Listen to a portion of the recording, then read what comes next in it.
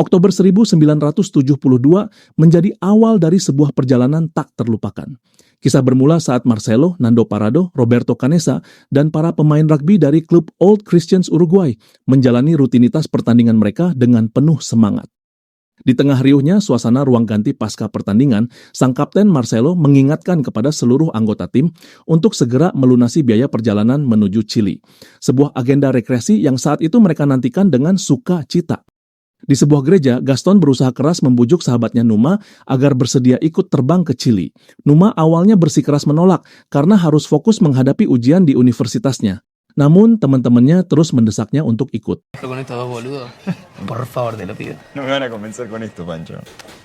Setelah tiba di rumah dan merenungkannya kembali, Numa akhirnya membulatkan tekad untuk ikut serta dalam perjalanan tersebut.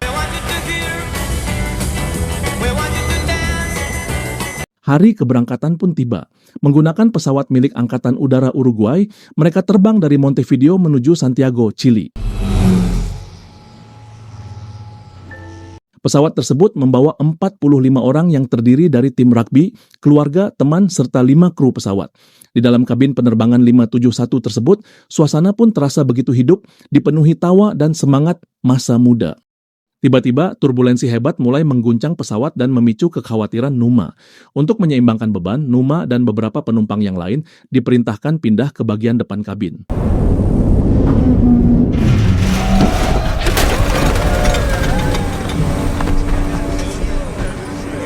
Situasi kian memburuk saat badai di pegunungan Andes membuat guncangan semakin ekstrim. Akibat awan tebal, pilot pun salah memperhitungkan posisi. Dia mengira pesawat sudah melewati pegunungan, padahal mereka masih terbang rendah di atas puncak-puncak pegunungan.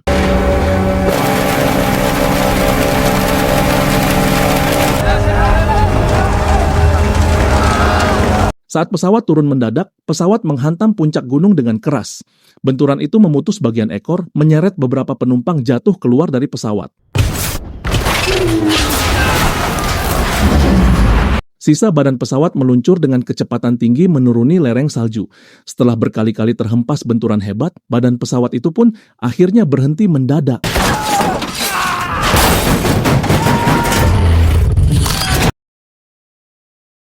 Beberapa penumpang tewas seketika termasuk kedua pilot, sementara yang lainnya selamat dan beberapa menderita luka yang cukup parah.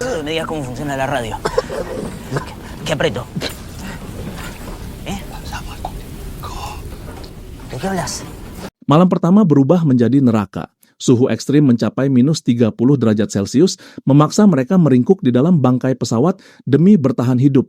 Di tengah dingin yang menyiksa, mereka hanya bisa saling mendekap sampai keesokan harinya.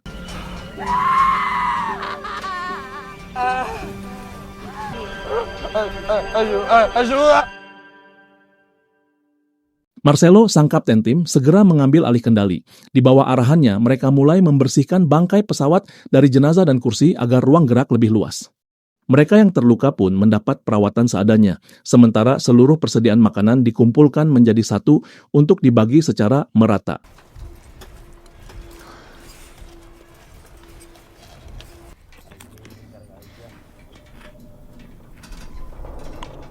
Pada hari pertama itu, 11 orang dinyatakan meninggal dunia, menyisakan 34 orang yang kini harus berjuang bertahan hidup.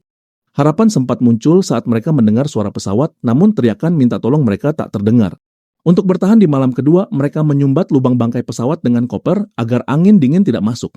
Di tengah keputusasaan, Marcelo terus meyakinkan mereka bahwa bantuan pasti akan datang esok hari. Keesokan harinya, Nando tersadar dari komanya dan mendapati ibunya telah meninggal dunia, sementara adiknya terluka parah.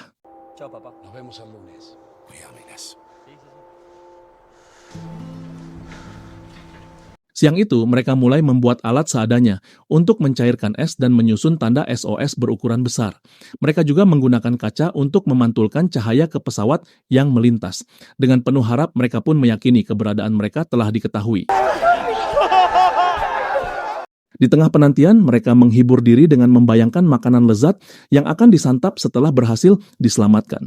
Namun, saat menyadari bantuan tak kunjung tiba, optimisme mereka pun mulai goyah.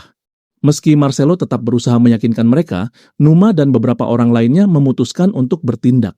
Mereka mulai mendaki mencari bagian ekor pesawat yang terpisah untuk mengambil aki, berharap nantinya bisa menghidupkan kembali radio komunikasi yang rusak.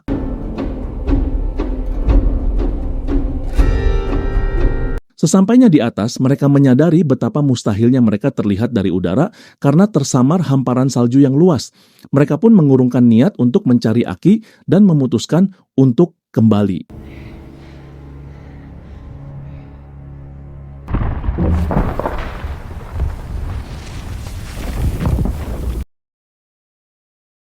Tak terasa, sudah 6 hari mereka terjebak di ketinggian pegunungan Andes. Dengan stok makanan yang telah habis, mereka mulai putus asa dan mengais apa saja yang bisa dimakan demi bertahan hidup.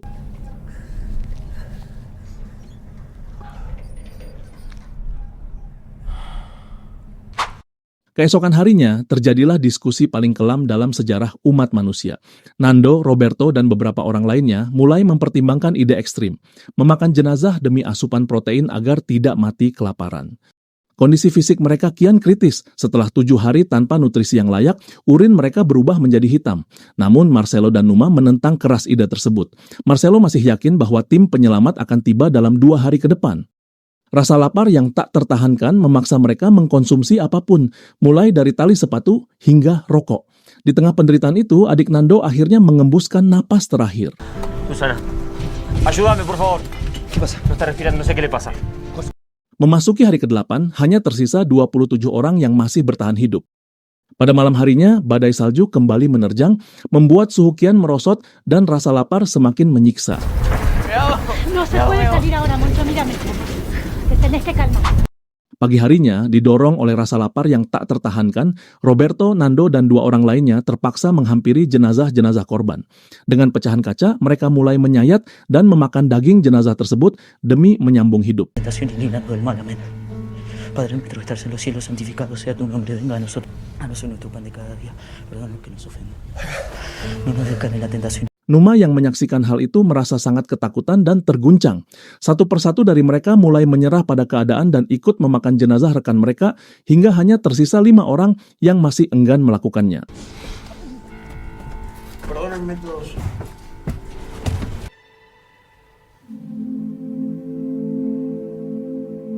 Eduardo dan Vito mengemban tugas berat untuk memilih jenazah yang akan dipotong secara diam-diam.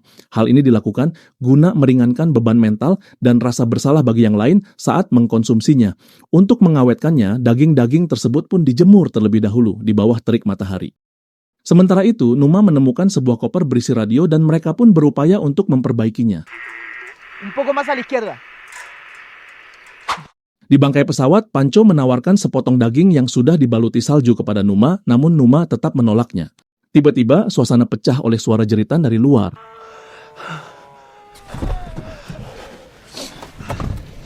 Ternyata mereka mendengar siaran berita bahwa pencarian telah dihentikan sementara karena otoritas menganggap mustahil ada yang selamat setelah 10 hari. Saat itu juga harapan mereka pun hancur. Mereka sadar tidak akan ada tim penyelamat yang datang, mereka pun harus menyelamatkan diri sendiri.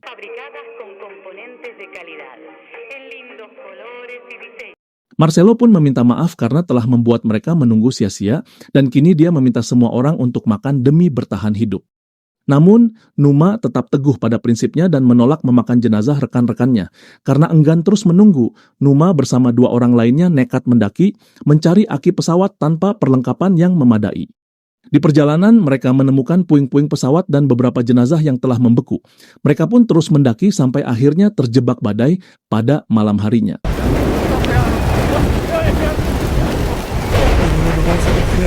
Beruntung, mereka bertiga masih diberi keselamatan dan memutuskan untuk kembali.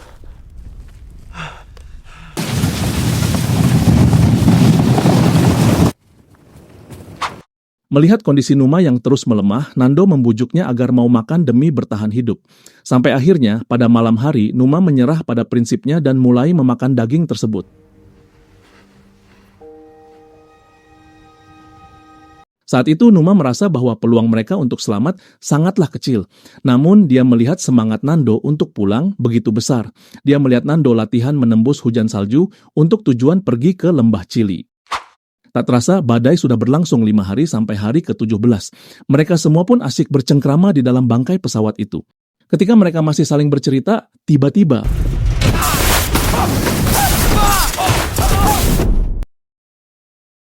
Longsoran salju menghantam dan mengubur mereka hidup-hidup di dalam ruang sempit pesawat. Belum sempat menyelamatkan yang lain, longsor susulan pun datang hingga mereka benar-benar tertimbun di bawah lapisan es yang tebal.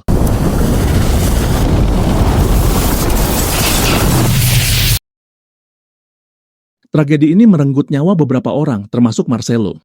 2 hari terkubur di bawah lapisan es yang tebal, mereka didera rasa dingin dan lapar yang sangat luar biasa, hingga terpaksa memakan jenazah rekan mereka yang baru saja tewas.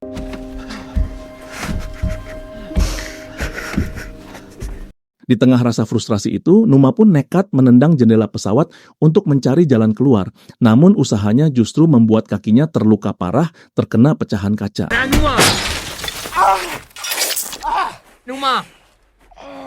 Setelah 4 hari terkubur, mereka akhirnya berhasil membuat jalan keluar ke permukaan.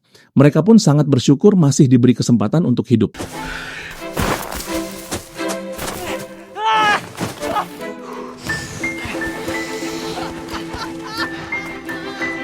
Namun, di tengah kegembiraan itu, Numa mulai cemas melihat luka di kakinya yang mulai memburuk tanpa perawatan medis yang memadai. Sebulan berlalu, musim panas mulai mencairkan salju di pegunungan. Arturo yang sejak awal menderita patah kaki, kondisinya kian memburuk akibat infeksi yang menyebar ke seluruh tubuh. Selang beberapa hari, Arturo pun mengembuskan napas terakhirnya. Arturo Nogueira tiene los pulmones encharcados.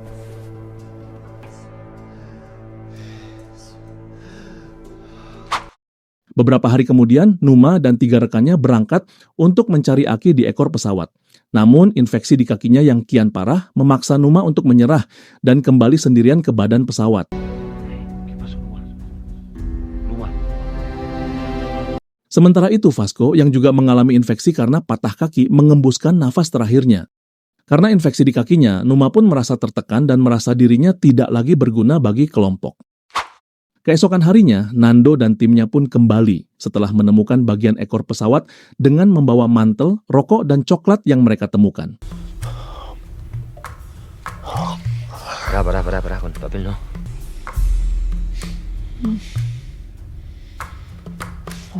Mereka pun berencana kembali ke sana lagi untuk membawa radio komunikasi agar bisa disambungkan langsung dengan Aki di bagian ekor pesawat tersebut. Mereka pun berulang kali mencoba memperbaiki radio tersebut, namun upaya mereka gagal total.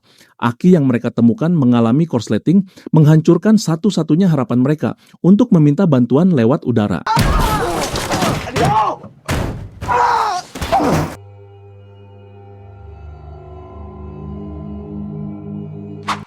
Setelah berhari-hari lamanya, kondisi Numa pun kian kritis karena infeksi telah menyebar ke seluruh tubuhnya.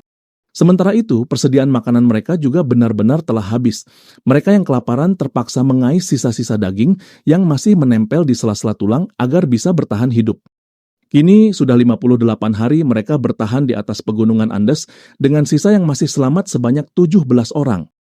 Pancho yang melihat keadaan Numa semakin kritis, kembali membujuknya untuk makan. Namun, Numa menolaknya dan berkata bahwa dia saat ini hanya ingin menangis. Dale, llora. Llora conmigo. Dale. Meski radio mengabarkan bahwa pemerintah akan memulai kembali pencarian, mereka sadar tidak bisa terus menunggu tanpa kepastian. Namun, mereka juga terjebak karena tidak memiliki perbekalan untuk melakukan perjalanan jauh.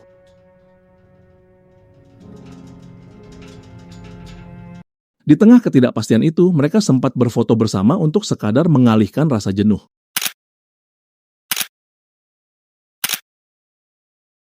Di dalam bangkai pesawat, Numa berpesan kepada Nando agar jasadnya dimanfaatkan sebagai sumber makanan jika dia meninggal nanti. Meski Nando terus berusaha menyemangatinya agar tetap optimis, Numa akhirnya menghembuskan napas terakhir keesokan paginya. Dia pergi dengan meninggalkan sebuah pesan tertulis yang sangat memilukan bagi teman-temannya.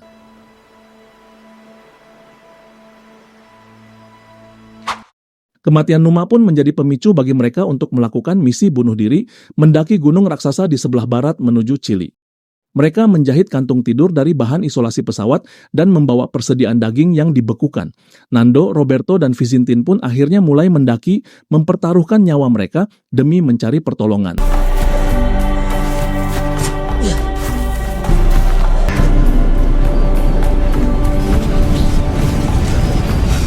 Setelah berhari-hari berjuang mencapai puncak setinggi ribuan meter, mereka justru hanya melihat hamparan gunung salju lain yang tak ada habisnya.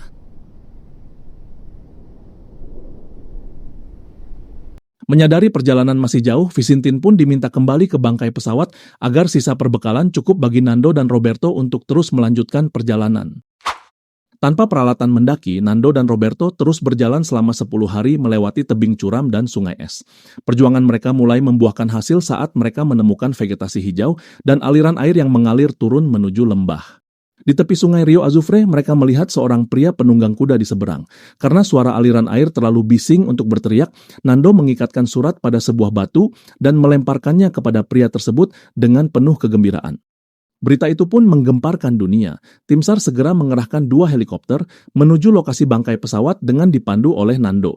Sementara itu, 14 orang yang masih bertahan dengan penuh harapan sedang bersiap-siap untuk pulang ke rumah.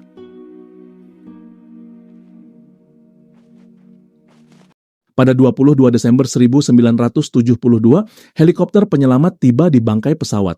Dunia pun terkejut melihat 16 orang masih bisa bertahan setelah 72 hari menghilang.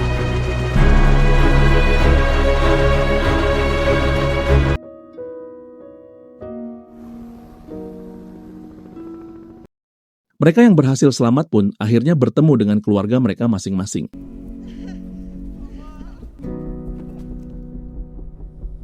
Kisah ini diakhiri dengan refleksi mendalam bahwa yang menyelamatkan mereka bukan hanya keberanian, melainkan persatuan, di mana mereka saling mencintai dan menjaga satu sama lain hingga batas terakhir. Di satu sisi, mereka sangat senang bisa selamat dari tragedi ini. Namun di sisi lain, jiwa mereka hampa terasa mati bila mengingat mengapa mereka tidak pulang bersama-sama. Ada rasa duka mendalam yang tak terungkapkan bagi rekan-rekan yang telah mengorbankan tubuh dan nyawanya demi kelangsungan hidup mereka yang tersisa. Itulah tadi kisah nyata perjuangan hidup di Pegunungan Andes yang penuh dengan pengorbanan. Jangan lupa like dan subscribe untuk video alur film selanjutnya. Sampai jumpa.